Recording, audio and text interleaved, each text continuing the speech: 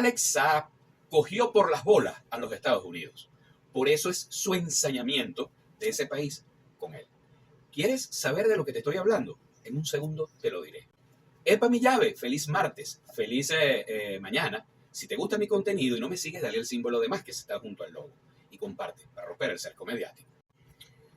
Muchas de las acusaciones que a nivel internacional, muchas, no todas, hacen contra Alex Saab tiene que ver con el hecho de que logró operar tanto a nivel financiero como a nivel logístico una red que permitió de manera clandestina, al margen de la ley, de las leyes internacionales. Las leyes internacionales, algunas de ellas que han puesto países hegemónicos para poder controlar a los países pequeños o a los países petroleros como el nuestro a la hora de querer ahorcarnos.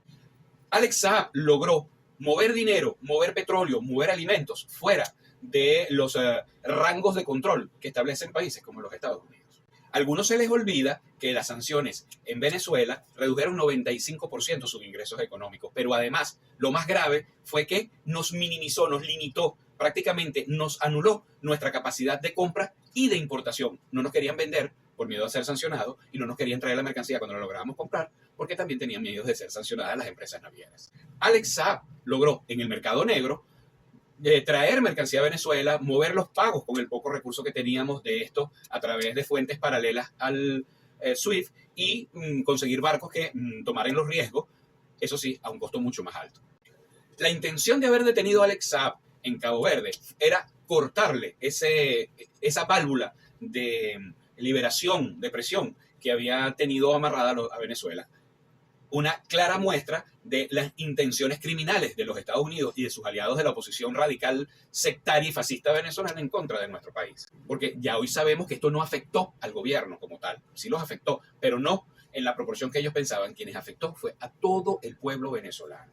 De tal manera que todas las acciones que hizo en ese momento el gobierno de Venezuela por recuperar a Alex Saab eran correctas. Estaban dentro del marco de una acción soberana que tenía que hacer un país para rescatar a un supuesto venezolano que había sido atrapado, no por delinquir de una manera como lo quieren vender, sino por tratar de salvar a una nación.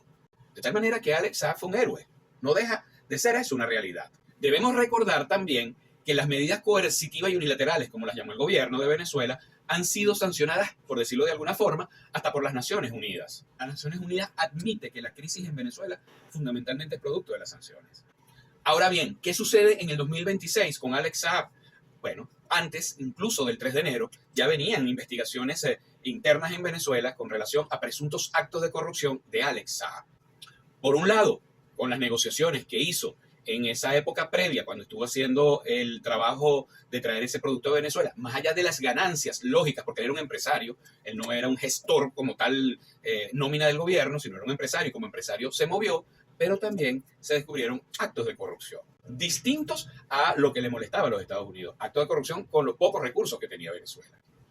Asimismo, en el tiempo que estuvo frente a las cargos que le dieron en nuestro país, el cargo que tenía previo al del ministerio y luego el del ministro, presuntamente se han descubierto casos de corrupción. De tal manera que el caso de Alex Saab no puede ser metido todo dentro de un solo pote.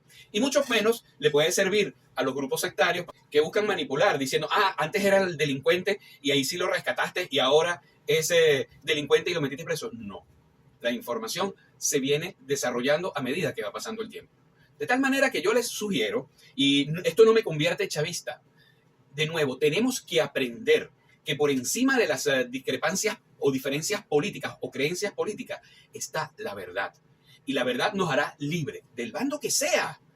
Y además, el manejo correcto de la opinión no nos va a permitir ganar la confianza en la oposición que necesitamos para recuperar ese 60% de los niní que son un grupo tan grande porque se cansaron de tantas mentiras.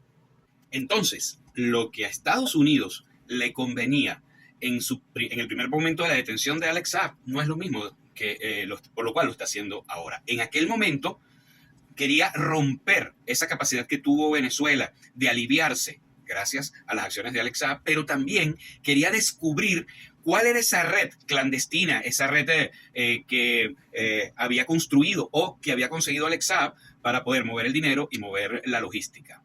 Pero bueno, lo detuvieron y lo tuvo que develar. Ya hoy en día esa white card no la tiene. Y tras los actos de corrupción que se le descubrieron, pues bueno, y además que era un agente de los Estados Unidos, llévate tu muchacho,